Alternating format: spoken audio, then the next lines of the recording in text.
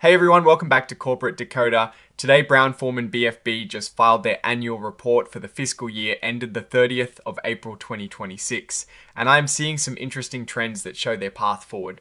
Quick note, this is not financial advice, just my take on public filings for educational purposes. While sales dipped slightly, the company is seeing solid growth in key areas, and despite some headwinds, they are managing costs effectively. So Brown Forman, the company behind Jack Daniel's and Woodford Reserve, has released its latest annual report, and it paints a picture of a company navigating a complex global market. They had about 168 million shares of Class A common stock outstanding, and over 290 million shares of Class B common stock as of the 9th of June 2026. One of their biggest risks is their heavy reliance on the Jack Daniel's brand. If Jack Daniel's sales stumble, it significantly impacts the whole company. It is interesting to note that Brown Forman is considered a controlled company because the Brown family holds more than half of the voting stock. This means the family has a lot of say in how the company is run. Jack Daniel's Tennessee Whiskey is indeed their flagship brand, and it is the #1 selling American whiskey globally according to IWSR data from 2025. Their marketing strategy is all about building strong brands with a focus on authenticity and connecting with consumers. They invest heavily in advertising, promotions, and sponsorships to keep their brands top of mind. Looking at where they make their money, the United States is still their biggest market, bringing in 42% of sales in fiscal 2026.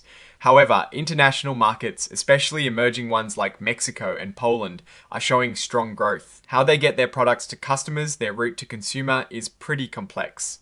It varies a lot by country because of different laws and market structures. In some places, they own their distribution, while in others, they work with partners. They've been making big changes to their distribution network in the United States, which is a major undertaking. Brown Forman sees itself as one of the top global suppliers of premium spirits, competing with giants like Diageo and Pernod Ricard. When it comes to ingredients, they use a lot of basic things like corn, barley, agave, and sugar. They can get these easily now, but supply issues could pop up in the future, especially with crops affected by weather. They really emphasize that a stable, long-term focused shareholder base led by the Brown family gives them an advantage. This is especially true for a business dealing with brands that have been around for a long time and products that need to age for years. Their company culture is built on values like integrity, respect, and excellence. They employ around 4,900 people globally and focus on diversity and inclusion, believing it helps them build better brands and be a more sustainable business. Lawson E. Whiting is their president and chief executive officer, and he has been with the company for quite some time, holding various leadership roles. Now, let's talk about the risks. This is where they lay out all the things that could go wrong. We already touched on the Jack Daniel's brand dependence, and it is their #1 risk factor. Changes in how they distribute products and consolidation among their partners is a big concern. If distributors merge or change their strategies, it could really disrupt sales. Tariffs and trade policies are also a significant risk. These can increase costs and affect sales, especially in international markets. It is mentioned that in March 2025, some Canadian provinces removed American beverages from shelves due to US tariffs. Consumer tastes are always shifting. If people move away from spirits or even alcoholic beverages in general, or if there are more health concerns about drinking, it could hurt their sales. Plus, the rise of craft distilleries and a preference for local products is a challenge. They also worry about governments imposing stricter rules on alcohol, like increased taxes or advertising bans. Disruptions at their main production sites, like the single distillery for Jack Daniel's, could be a major problem. If something catastrophic happened, it could seriously impact their supply. This is also true for their aged products stored in warehouses. For example, a fire could destroy years of aging whiskey. Forecasting demand for their aged products like whiskey and tequila is tricky. They have to produce years in advance, and if they guess wrong about future demand, they could end up with too much inventory or not enough to meet demand. They are also exposed to risks from rising costs or shortages of key ingredients like grain, agave, and even essential resources like water. They also use a few key suppliers for things like glass bottles, so if one of those suppliers has issues, it could cause big problems. Even weather patterns and climate change are mentioned as potential risks impacting farms that supply their ingredients. Economic downturns are a constant worry.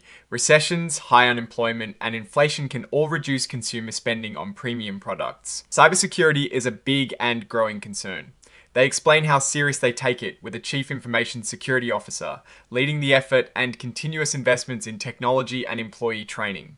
A breach could lead to data loss, operational disruptions, and significant reputational damage. Because the Brown family controls a majority of the voting stock, they can influence key decisions, elections of directors, and major corporate transactions. While this is seen as a strength for long-term focus, their interests might not always align perfectly with other shareholders. This section is filled with a lot of warnings about potential problems. Their cybersecurity approach is pretty robust. They use the National Institute of Standards and Technology Cybersecurity Framework and are moving towards a zero trust architecture, which means they constantly check who is accessing their systems. Let's dive into the numbers now. For fiscal 2026, net sales came in at $3.9 billion, which was a slight decrease of 1% compared to the previous year. However, their gross profit actually went up by 2% to $2.4 billion. This means they are managing their costs well, as gross margin increased to 60.5% from 58.9%. This improvement was driven by factors like acquisitions and divestitures and favorable foreign exchange rates. Operating income, however, saw a 10% drop to $1.0 billion. This was mainly due to higher non-cash impairment charges, increased selling, general, and administrative expenses, and unfavorable valuation adjustments related to the Jinmare brand. Diluted earnings per S hair fell 17% to $1.53. This was influenced by lower operating income and the absence of a gain from selling their investment in the Duckhorn portfolio. Looking at their markets, the United States saw a 7% decline in net sales. This was due to the end of certain distribution relationships and lower sales of key brands like Jack Daniel's Tennessee Whiskey. However, emerging markets showed very strong growth, up 14%, with Mexico leading the way with a 20% increase. Travel retail also saw a nice bump of 6%. On the brand front, whiskey sales overall increased by 3%, but within that, Jack Daniel's Tennessee Whiskey itself saw a small decline of 2%. However, newer and premium brands like Woodford Reserve and Old Forester showed solid growth. New Mix, a ready-to-drink brand, was a standout performer, with sales jumping 41%, partly due to its launch in the United States. So even though overall sales dipped a bit, gross profit improved because they controlled costs better. This is a positive sign for their operational efficiency. Operating expenses did go up, which impacted operating income.